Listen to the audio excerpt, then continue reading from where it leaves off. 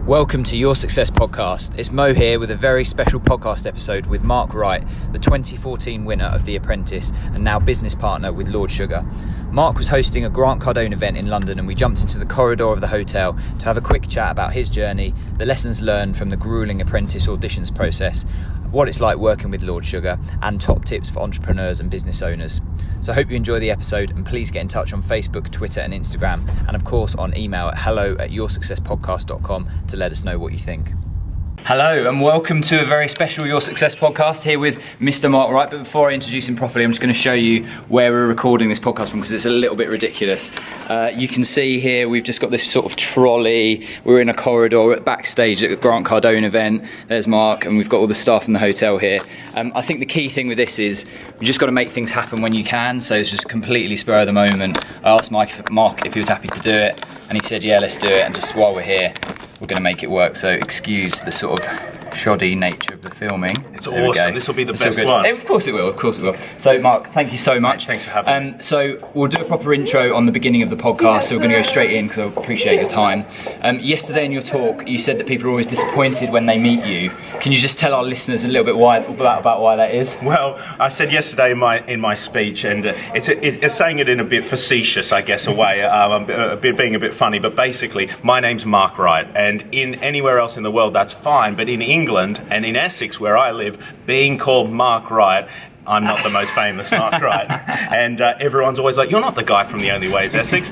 So I always have to start on a bit of a back foot, but you know, once they hear me speak, they feel all right. Of course, and I think for the purposes of our podcast and our listeners, it's business, it's success, it's mindset. We're glad it's you and not the other one. You're going to love me. And by the way, I love the environment we're in. There's trolleys, there's chefs, there's hotel stuff going on, but there's so many excuses you get to pull out of stuff and not work. And we were just like, let's jump in and do it. Just do it. Cool. So you're obviously best known for being the winner of The Apprentice 2014. But before we get into the audition process for The Apprentice, you spoke about this yesterday. Can you just give us a very quick sort of origin story where you grew up and how it led you to actually auditioning for The Apprentice, just super quick? Yeah, of course. So I started in Armidale in Australia, which is a small country town. I moved to Brisbane, which is a bigger town, and I'm dyslexic. I can't read and write. So I needed to find a job and I wanted to be my own businessman. I never wanted to work for anyone else. So I started in personal training because I could get the certificate quicker in that area than anywhere else. So I started as a personal trainer, but very quickly I realized that you can't make massive money or massive wealth being in a personal training job. So I got into sales and marketing for a personal training college.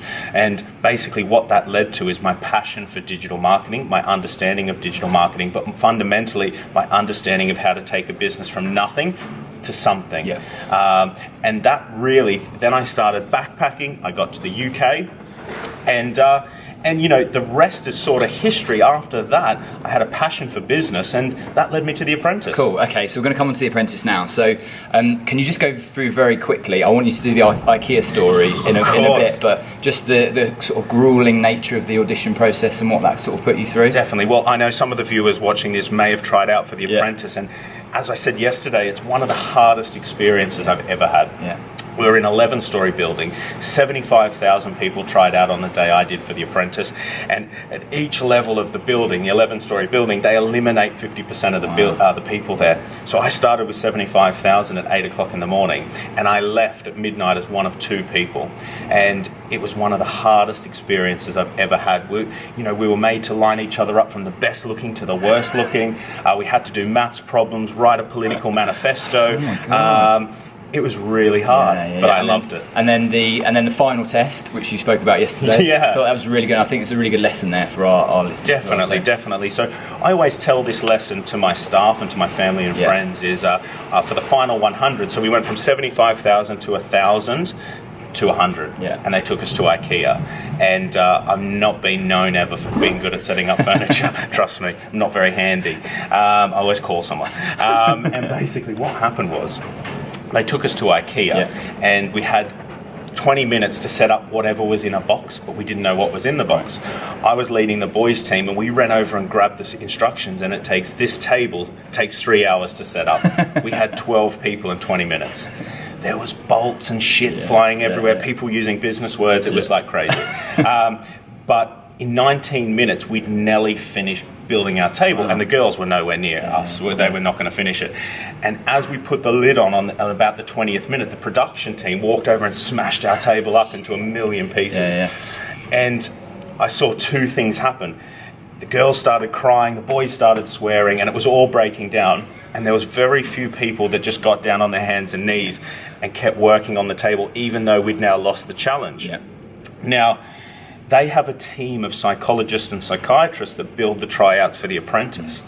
And what they've established is by applying that much pressure to, say, 75,000 people, only a few, like less than 1%, are able to come out and still work on a task even though they've lost. And they're the people that I say to my staff, they're the people that get onto The Apprentice, they're the people that become successful in business, but they're the people that do the best in life. And it was one of the first really key lessons that The Apprentice taught me. Amazing. Before you'd even started it? That's Before amazing. I hadn't even got on the show yet. So we've written a book off the back of the podcast called Your Success, and one of the chapters is determination and perseverance, because it's so key. You're going to get knockbacks all the time. You just have to keep going and keep going and keep pushing. And that's it. I think, one of my biggest lessons, and I talked about this in my talk yesterday, you can come to these seminars, you can read all the books, listen to all the podcasts.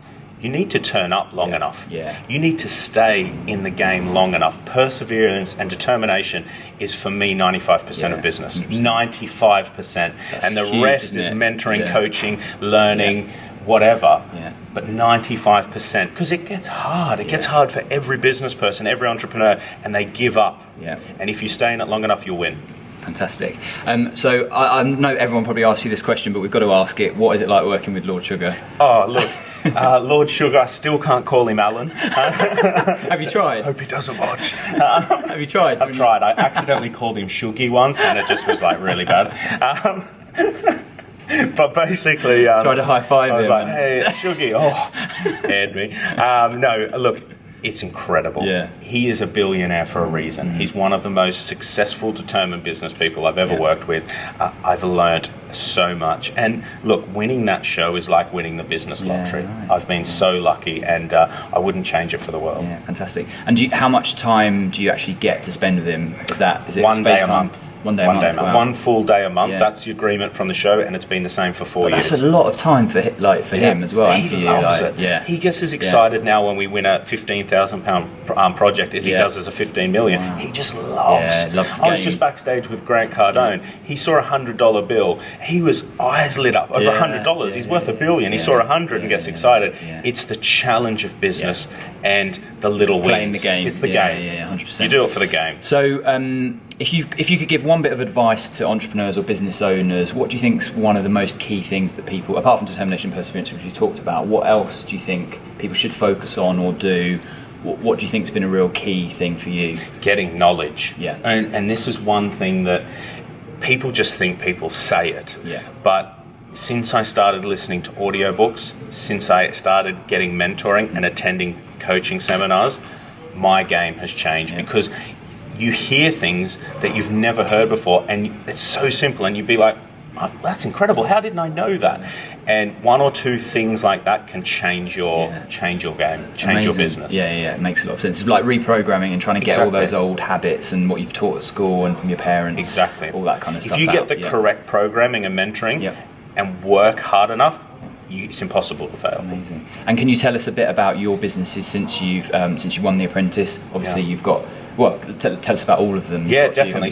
Since winning The Apprentice, I've been listed on Forbes 30 under 30. So that says I'm one of the 30 most successful people under the age of 30. Still don't know what that means, but it sounds excellent. So check that out.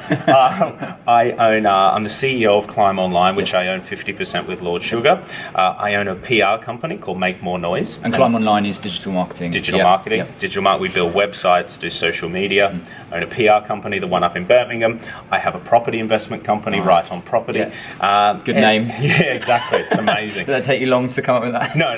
My first digital marketing agency was called Right on Digital, and Lord Sugar wanted it changed. So they're my 3 businesses, and listen, they are flying. I'm incredibly blessed in that sense. And what have you learned from running those businesses that you could give to business owners, aside from sort of educating yourself and learning from actually an operational CEO perspective of running the business? What do you think your key learnings have been? My key learn really is hire the right people. it sounds simple. When I started, I got bad employees because I was being cheap. Right. I underpaid them, and I got cheap employees. And my mum always says, if you pay peanuts, you get monkeys, and it's so true. I paid bad salaries, I got bad employees, they provided bad service, and the business didn't go as well as it should have very early on. I've changed the strategy. I now headhunt the top employees from the best agencies, get them to my company. My clients get the best service. I'm getting bigger retainers than ever. So it's about really getting the good people in your organization and keeping them. That's such a great tip. So I know we're short on time today, so what's next for Mark Wright? Well, I'm loving, my businesses are doing so well, and I'm just enjoying the ride. I've come today and I'm speaking to 1,600 people about business, about marketing, and I want to be doing more things like this, giving back to people the knowledge that I've learned from Lord Sugar, from Grant Cardone, from people like yourself. This is an amazing experience. For me, I want to expand my businesses abroad and take to 100 million, my companies. That's amazing. And what's the best way for people to get in contact with you? Listen, the best way to get in contact with me is probably Instagram right now, which you can get me at mwright_10, or go to climb-online.co.uk. Fantastic. Mark, thank you so much. Thank you for having me on. It's been really good and a load of value for our listeners. So see you guys. Cheers. Thank you for listening to this special episode of Your Success Podcast with the Apprentice winner, Mark Wright. Please get in touch on Facebook, Twitter and Instagram, and of course on email at hello@yoursuccesspodcast.com to let us know what you thought. And don't forget to grab a copy of the Your Success book with top tips for success consolidated into the 10 key traits of success. The book's available now at tiny.cc/yourbook.